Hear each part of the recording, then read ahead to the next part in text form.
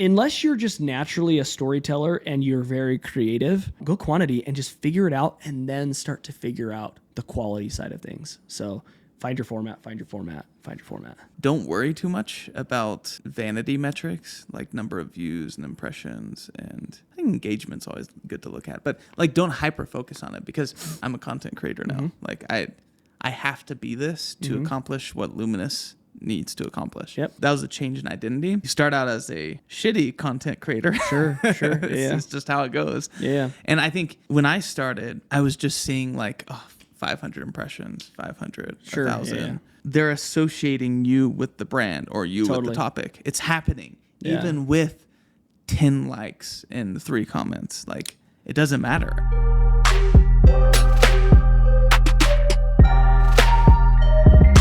All right, guys, welcome to Ops Unfiltered. I'm your host, Jared, founder, CEO of Luminous. This is Trevor Crump. Yes, sir. Trevor, he's a local Utah entrepreneur. You have a deep background in a lot of things. I know you're a podcast host. You're one of the founders of Bestie. I know you're involved in a lot of different e-commerce ventures. Yeah, for sure. So I'll let you introduce some of the things that you're part of right now. What are the cool things you're up to? Yeah, I mean, so I've been in the e-commerce space since 2016. So going on just almost 8 years now. I was one of the original founders or original partners of a local brand here called Asher Golf, which is I was supposed to demo them right after this. oh, serious? Yeah. Nice. Joe. Yeah. Joe Jack. Yeah, Joe Jack. Joe Jack. Great Yeah. name.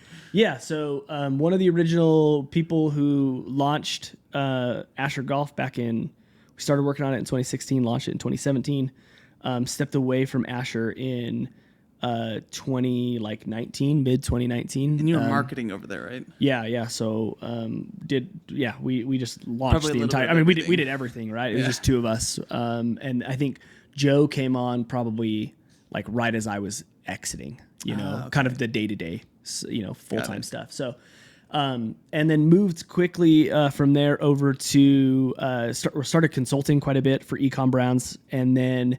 What type of consulting did you do for them? So it was more so what I had done for Asher. So people had seen Asher, like Asher kind of took off like a really good trajectory in year one, and then year two even better. Every year for them has been high growth. And so that got a good amount of traction for people understanding like, oh, he's a part of this. I'm trying to do this. Can you help me? And then one of the brands that we were consulting for or going to consult for was a brand here locally called Fawn Design. Okay, I've heard of them. Yep. And it kind of came down to it where they said, hey, we'd rather just have you be our CMO. Like, yes, we want you to we'd love you to consult, but we need you here. Like, we need you here to more full-time capacity. So was able to negotiate a really cool deal where I could continue to consult, but I was their full-time CMO, And so worked with Fawn Design from their CMO perspective and consulted on the side until about 2020, 2021. And it came down to it where it's like, I either have to put all my time and attention into consulting or I got to put all my time and attention in here. Like the consulting is becoming too much where I'm not able to be full-time over here. And so ended up making the transition to full-time consulting. And at that time we introduced, and we were, like I said, we were only consulting for e-commerce. We decided to introduce like an agency arm to consulting. So originally we were just like, we literally were just consulting, and then we decided to start executing for people as well. So we built out a full-fledged paid media marketing agency and creative agency, meaning that we would run everybody's ads and design all of the ads. So that's everything we did. So anything in the performance world for e-com. So we built that up. And what's that agency called? It's called Bestie Media. Yeah. So we still have that today. We've co-sponsored a couple events together. Yeah. I've seen Bestie around. Yeah, absolutely. Yeah. So ran that. Still own that. And that's awesome. Grew really, really quickly. And then last year we started, one of the things that we recognized when I was at Asher, when I was at Fawn Design, when we consulted with these big brands, small brands and big brands, right?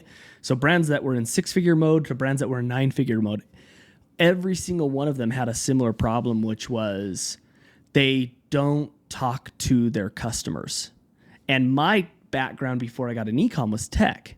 And all we did was talk to our customers. We were constantly surveying focus groups. We were constantly talking to the customer.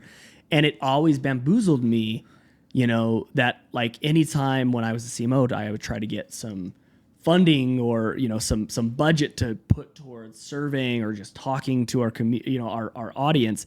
It was just like, it was always on the back burner, And so we decided to build a tool for e-commerce businesses that e-com shops could easily, just at the click of a button, start to communicate with their customers and that's your Bestie software. Yep, and that's which is a separate thing. Exactly. Gotcha. Yep.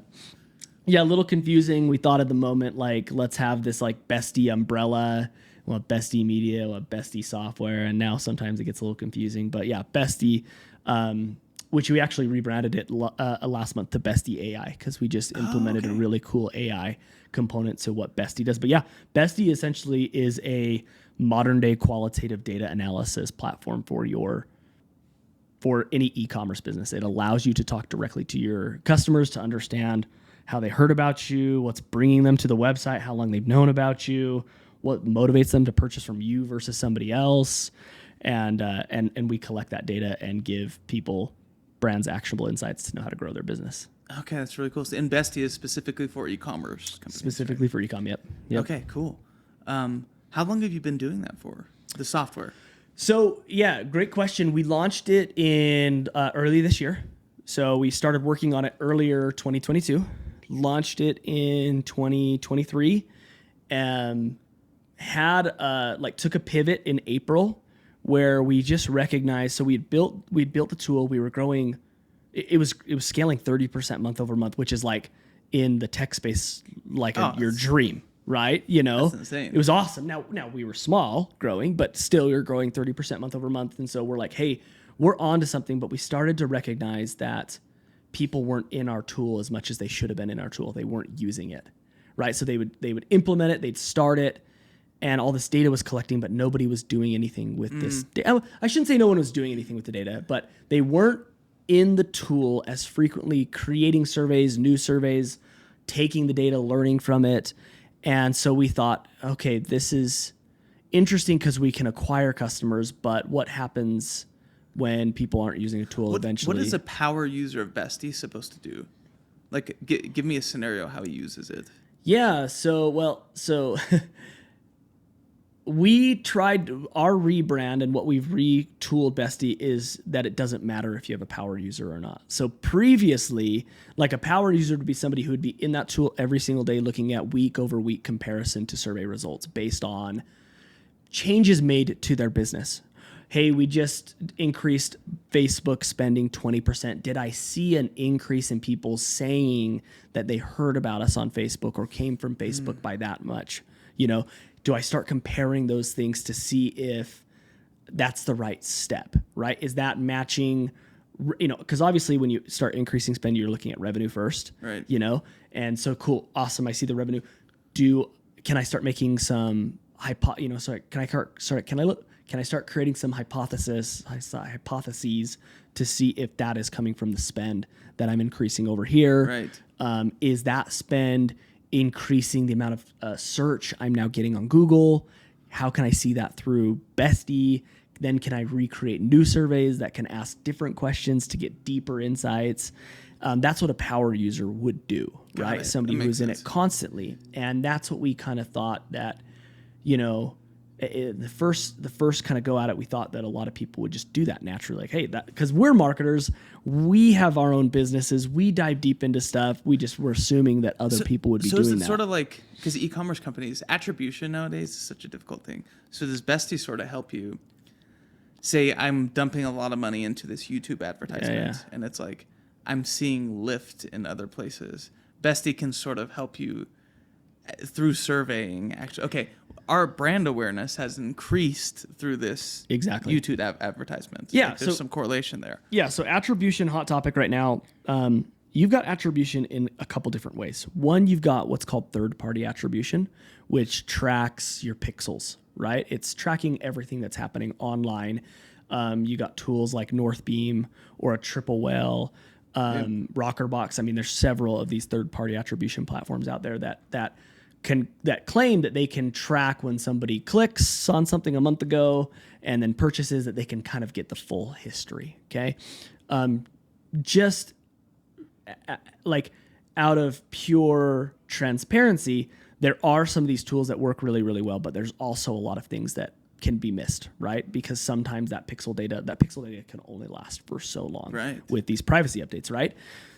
So that's third party. What we do is called first party or zero party, which is it's taking this qualitative or anecdotal kind of response from the first party, which is the customer. So the third party is the business, is the Northbeam, who's telling you this is where your customers came from. Whereas zero party or first party is you as a customer saying, oh, I heard about these guys from YouTube. Mm-hmm. Oh, what brought me to the website was a text or an email, or I searched you, or I just remembered you, or I saw somebody wearing your product at a grocery store, or whatever it might be, right? How do you track friend or family member in third-party data attribution? You can't. Right? And so that's why surveying is super, super important, because if you are using a third-party attribution software, you can layer it on that. You can look at that data and then also look at your zero-party data, or you can just use zero-party data to say, hey, this is where customers are remembering us, whether it's right or not. Exactly. It was the most impactful channel or ad or creative or whatever that impacted their memory. So that's a very important thing for us to understand. That's interesting. Yeah. Selfishly, I have a question for you. Yeah. Because you've helped scale marketing for e-commerce companies. Mm-hmm. How has it been marketing Bestie? Because that B2B marketing it's so different. I'm curious what lessons that you've learned from the e-commerce marketing world and consulting that have applied, and which ones didn't. Yeah, I mean, in a lot of e-commerce, like as long as you've got like a good brand and a good product, you oftentimes can throw spend and you win, right? You can throw spend at Meta, you can throw spend at Google, and you're gonna win. Now, winning is subjective, meaning like what is your return on ad spend? Is it higher, is lower, whatever? But you can win. Whereas in a software space, there is so much competition in software, right? There's so many people who are doing similar things. Okay. Not only that, but I have recognized as an e-commerce owner myself and just working with e-commerce brands is that like 90% of the tools out there actually don't help people. I'm sure you've probably recognized that too, right? I can't tell you how many apps I've downloaded in Shopify that told me I was going to solve this problem, or how many 30-day, 14-day, 7-day free trials I've started that I've never, actually pulled the trigger on anywhere past those trials, because it's like, yep, it was too good to be true. So there is in the e-commerce space a lot of stigmatism towards software that can help you, right? There are a handful of things that every brand knows they need. Right, I need like a Shopify. I need a website, hosting platform. I need an email platform. I need an SMS platform. I need an analytics platform. And it's like, okay, Shopify. You got Klaviyo. You got Google Analytics. It's like those things right there. Like are helpful things that have been tried and true. They're going to be around forever. Now you're getting tons of people who are competing with the Klaviyos and all that kind of stuff. But there's like 5 or 6 tools that every brand can use. And then everything else outside of that, it's like you got some subscription apps, and obviously those are helpful. You got some bundling apps, and those are helpful. You got what you guys do, that's helpful. But there's an argument that people can even make around you guys as to why it's like, oh, I think I can do this on my own. And you know what I mean? Oh, yeah. And so I'm answering your question by like setting the stage, right? It's been very challenging because a lot of the tactics are different, okay? What we're trying to do differently with Bestie, well, hold up. Let me tell you some of the things that are working for us. I'm recognizing that in-person events and being present is what helps the most. So like the 2 things that help us is I have a personal brand, and that helps a ton because I can just constantly talk about it. People feel like they have gotten to know me. And so it's like, okay, I trust this guy. If Trevor's saying that I need this, I'm at least going to trial it out and see if it works. And then we have to let Bestie hopefully do its thing for them and prove its value for them to say, okay, 14-day trial's over. I'm going to start spending money with these guys. Right. So, creating content, building a personal brand has been amazing. That actually works really well for e-commerce brands too. So like that is 1-in-1 there. But then event stuff is amazing. Not necessarily sponsoring event. I want to sit on that for a little bit because personal brand is something that I'm also passionate about. Yep. I mean, it's why I do a podcast. It's why I post across all platforms. Yep. What advice would you give to people about developing your own personal brand for B2B marketing? Like, as somebody who owns a surveying company, what impact do you think your personal brand makes? Could you actually put some numbers behind the impact that your personal brand has made? I mean, I should probably sit down and be a little bit better to say, hey, 20% or 40% of our acquisition comes from this personal brand. I've yet to do that, but I would probably say it's between 20 and 35%. That's so cool. On our agency side, it's 80%. Oh, goodness. 80% of our business comes from the personal brand, and then the other 20% comes from referrals from the people that work with us, right? Dude, it's one of the biggest. If you're a B2B SaaS founder, or maybe you're just an agency owner, your personal brand is your biggest asset. I've had similar experiences to you, where I think events and just being present, like being around, and then pairing that with your personal brand is so powerful. Now, for us, we're more of an enterprise sale, so sometimes, depends. Depends on the size of the company, but typically we have long sales cycles. Sure. What I've noticed is just being around and then having content that people can interact with, it decreases the sales cycle. Yep. And also it has had a crazy impact at Luminous. Totally. I can imagine. Where people they're already considering us. They might have seen us through an advertisement. Sure. But the fact that there's content on TikTok, there's a podcast, there's so many different things that they can get value from. It doesn't matter if you're getting 50 views or 1,000 views or 100,000. Like, totally, people see that you're about it, and like you said, they trust you a little bit more. For sure. Well, I mean, listen. So I told you I got my start in software. So I was over demand generation at a company locally here in Utah called Workfront, and our sales cycle was like 6 to 8 months. Because people were spending $100,000. Back then, project management tools costed tons of money. Now they're a dime a dozen, right? Yeah. And so our sales cycles was massive. And the way you would break those sales cycles down, it was like, let's create all these ebooks. Let's create these white papers. Let's create these data sheets. Let's do these webinars. One-pagers. Yeah, these one-pagers, exactly. And it was like we would create these email flows and drip campaigns. And that was how we did it. Right? Every now and then you get a sales rep who'd call and follow up and do some things there. But for the most part, everything was through email communication back in like 2013, 2014 with me. And so what's cool about the personal brand is you may do some advertising, for your brand, and you might spark somebody's attention. But what a personal brand does, and even a brand from your actual company too, and the more people within your company that can create personal brands, it creates such a flywheel effect. Oh yeah.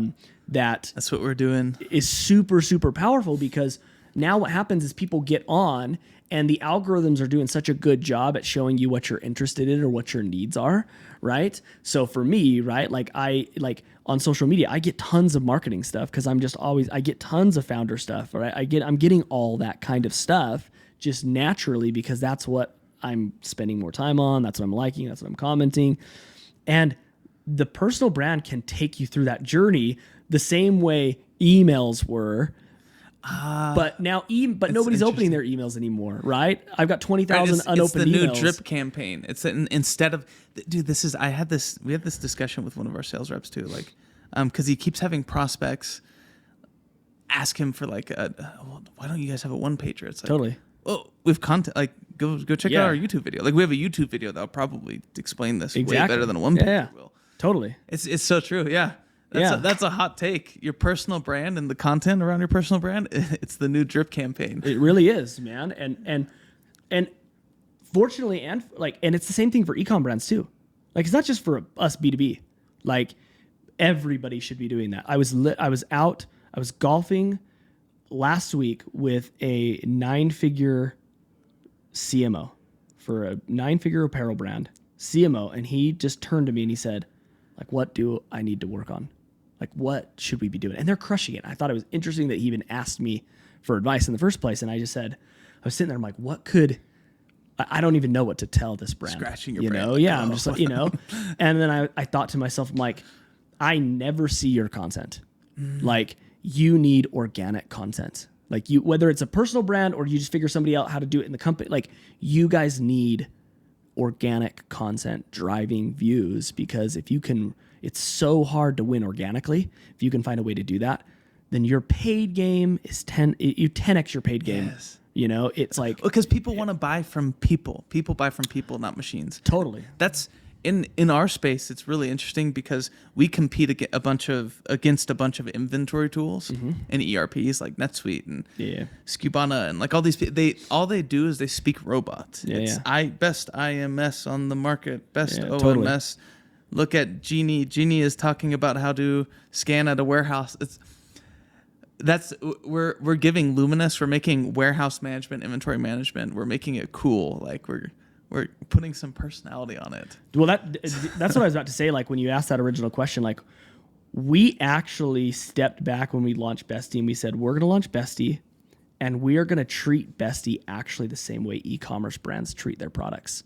So we're going to turn Bestie, which is a SaaS tool, into a brand, like a brand that people want to be associated with, because everyone can copy what we do, right? Like, we weren't the first people in the market. Now, we haven't copied our competition, but we definitely weren't the first people in the market. But since then, we've seen other people copying a lot of the stuff that we do. So it's like, at that point, it's like, how do I build a brand? How do I get people to like me?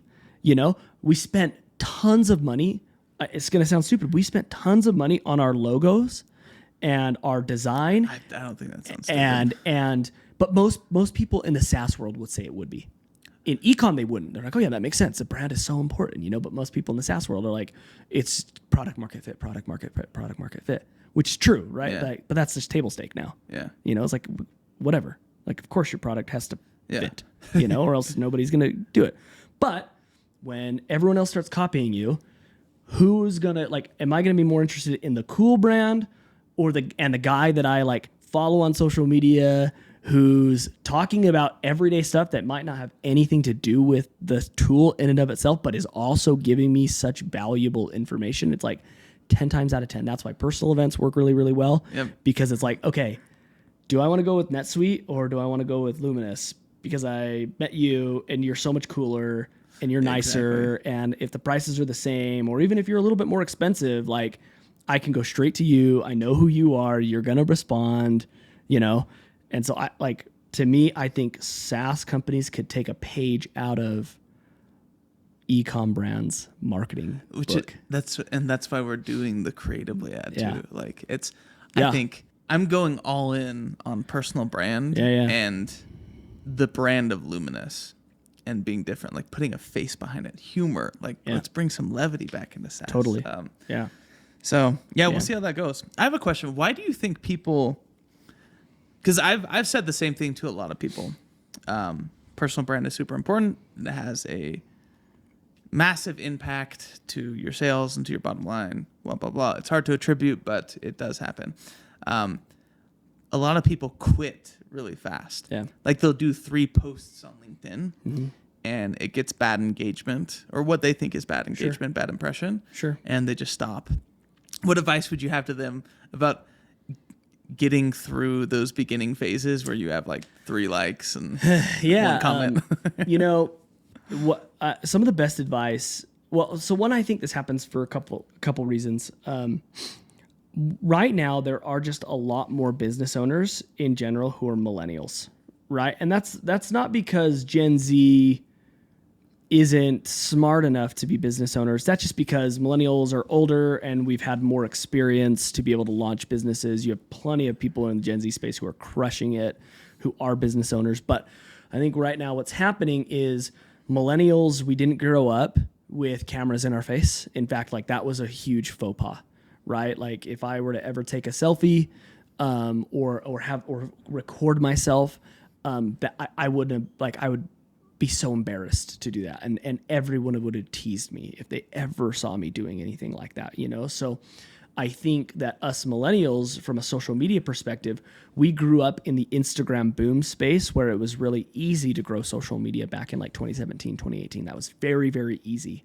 And so when we don't see immediate success on stuff, like doing stuff that worked 5 years ago, we quit, right? And then, so there's that piece. And then the second piece is it's very challenging for us to get in front of cameras, and it's very challenging for us to document.